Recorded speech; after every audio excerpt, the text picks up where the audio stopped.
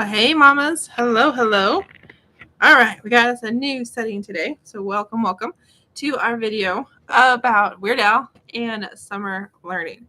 So, we are focused on food today. And there are some things from Weird Al's songs related to food that actually can help your teen learn some new things this summer.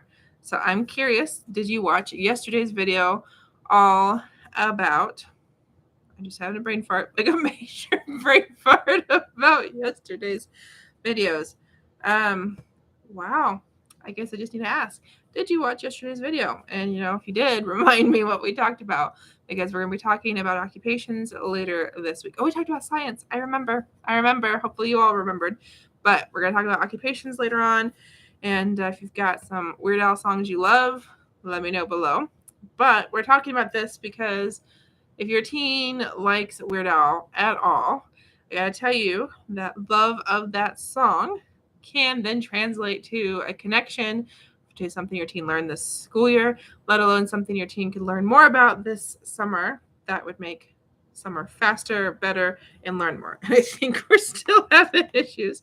Evidently, this stand that I just bought is just not going to work with both cameras, so I'm so sorry. Okay, so let's talk about this. All right, let's talk about what your teen can learn about food from Weird Al this summer. And also remember, if we haven't talked yet, there's a link in the bio for us to set up a talk, and we'll only use one camera, so we won't have these issues.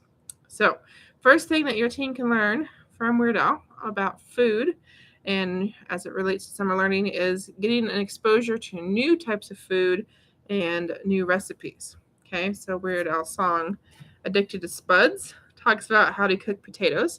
So if you've got a kiddo that loves to cook, well, boom, there's some new ideas, some new things to try in that particular song.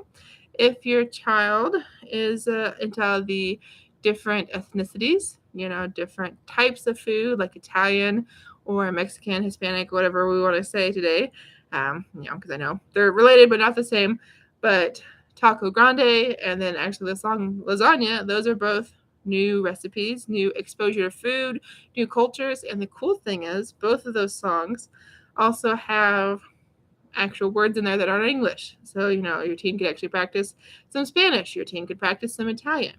And the neat thing about that is your teen, most likely, no matter if you've got a high school or college kiddo, probably has to take a foreign language to graduate.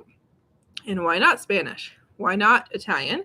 And, if your teen's like, I don't know what foreign language I care about, which one I want to learn, well, those two songs could be a jumping off point, okay? Maybe your teen just wants to know, what's Al saying in Taco Grande, Or, okay, what type of pasta is that, or what kind of dish is that in Italy? Because maybe your teen wants to go study abroad, okay? I mean, I know I'm making some stretches here, but the whole point I'm trying to make is that these songs really matter. Not only are they fun, they're silly, and they're fun parodies. Because remember yesterday I said, if you like the real song, you're more likely to like these. At least that's how it is for me. Not sure if you all agree.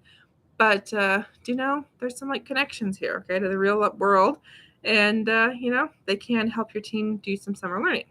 So before I jump into a couple other songs I want to share with you all, before we jump into kind of our third reason related to food and summer learning with Weird Al songs, do want to say hey to all the mamas watching. I'm Jessyka Coulter, CEO and founder of Ace Cookie Tutoring and Study with Jessie.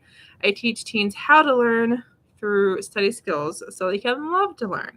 So that's why we're doing this particular series. We already did a series about summer learning, but I want you and I want your teens to realize, mama, that you can make learning and studying and all things school fun if you're willing to make the effort. So last big takeaway from food as it relates to Weird Al and his songs today is being aware of some lifestyle choices, some health and wellness awareness. Okay. Now the song "Eat It," is kind of a call out to all of you picky eaters. If there's anyone listening or that has kids like me that is very picky, or are very picky, I should say. That's me. Okay, so definitely do know there's a message there, kind of a moral of the story, which is, don't make me repeat it. Okay, so mamas, if you've got a kiddo not willing to eat things, okay, maybe that's a song with a kind of an underlying message your teen will pick up on. Okay. Do you also know the song Fat also has to do with our eating here? Okay. He talks about, some things that might be true, some things that might not be true for overweight people. Things like not being able to see the toes, after getting shoes shined, or taking up 7 rows at the movie theater. So definitely, if your teen is, not so skinny like myself, maybe there would be some sympathy, maybe some understanding, okay, it's not just me that's had fun with some of these issues, but also if your teen, doesn't necessarily like the skinny people, maybe your teen is, I don't know if you want to say judgy, your teen is just missing out on, what it's really like to not be so skinny. Definitely have your teen have some eyes, an opening moment or two here, because some of those things in that song are real. Okay, some of us really do have to sit in certain seats on airplanes or at movie theaters or even at restaurants because there's just not room for us. Okay, and last thing I want to mention here is the song Grapefruit Diet.